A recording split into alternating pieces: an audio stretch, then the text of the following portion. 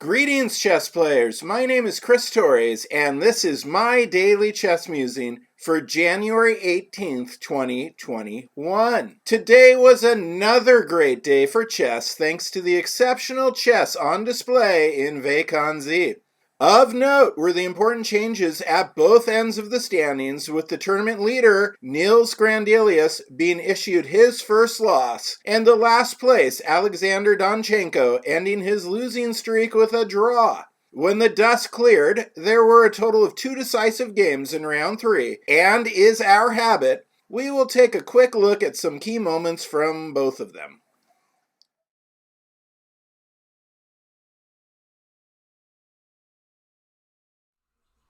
So let's start with Nils Grandelius and Pentala Harikrishna's 4th round game.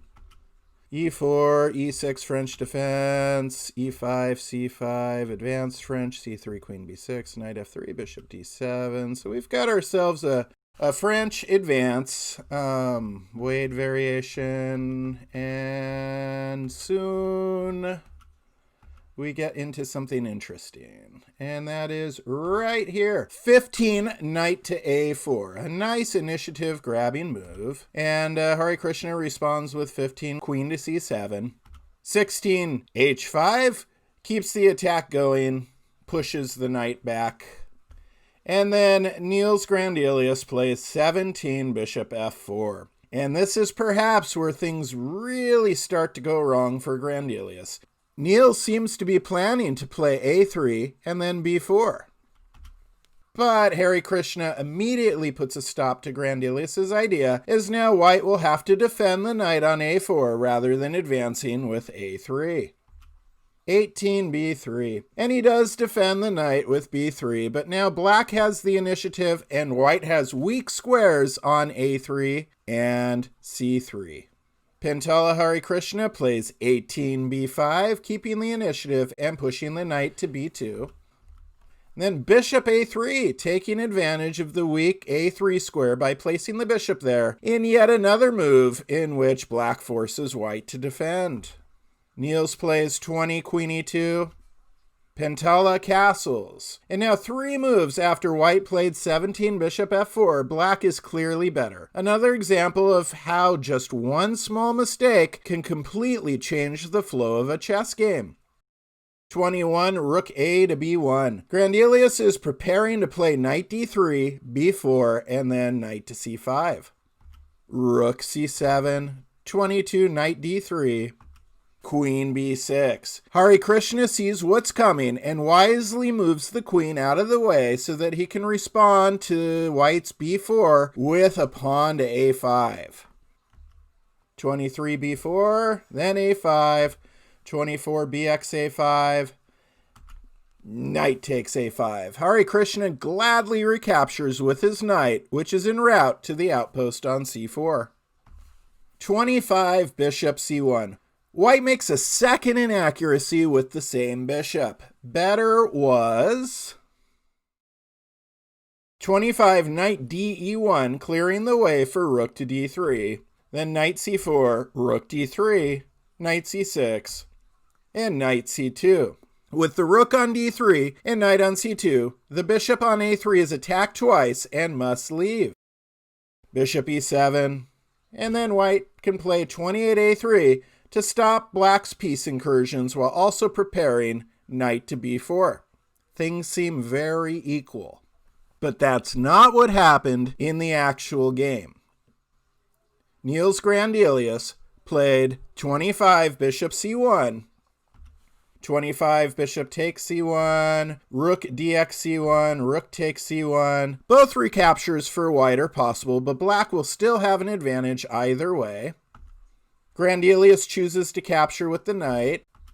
A beautiful outpost for the knight.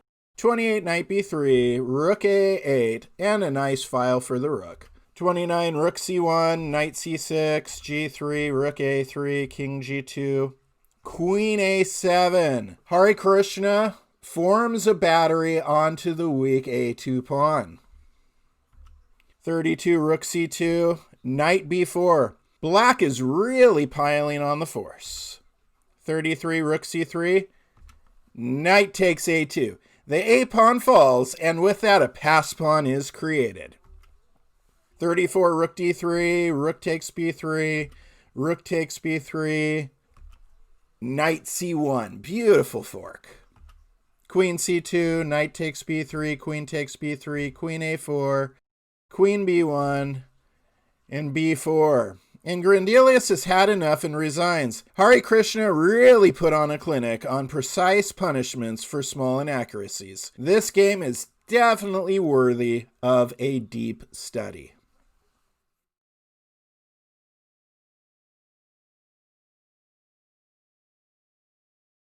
The second decisive game from round 3 was between Alireza Firouzja and David Anton Guijarro.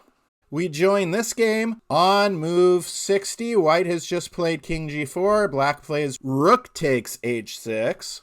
White to move and win. I will give you 1 minute.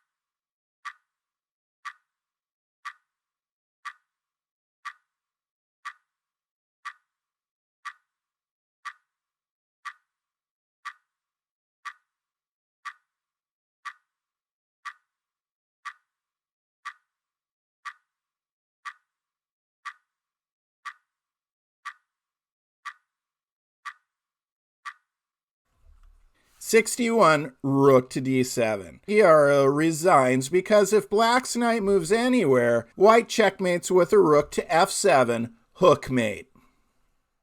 So after 3 rounds, Pentala Harikrishna, Magnus Carlsen, Anish Giri, Fabiano, Caruana, and Nils Grandelius are all tied for first place with 2 out of 3. Round 4 looks to be very exciting, so be sure to tune in to the Daily Chess Musings show tomorrow evening for a recap. As always, I recommend visiting the official tournament site, tatasteelchess.com, for more details, interviews of the participants, and live broadcasts. Also, be sure to check out Daily Chess Musings' Facebook page, follow me on Twitter at Torres Chess, join our Daily Musings Club on chess.com, and peruse through all of our free chess lessons at dailychessmusings.com. And with that, I bid you adieu until tomorrow.